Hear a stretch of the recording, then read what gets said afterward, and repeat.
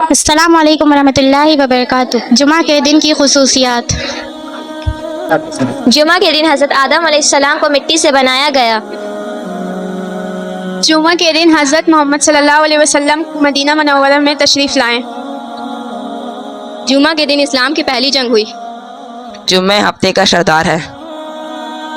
जुमा के दिन हज़रत आदम अलैहिस्सलाम की वफ़ात हुई।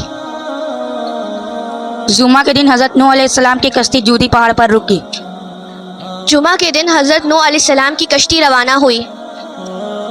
जुमा के दिन क़यामत बर्पा होगी। जुमा के दिन हज़रत ईसा अलैहिस्सलातु वस्सलाम दुनिया में तशरीफ़ लाएंगे। जुमा के दिन मक्का फतह हुआ। जुमा के दिन दुनिया बनाई गई।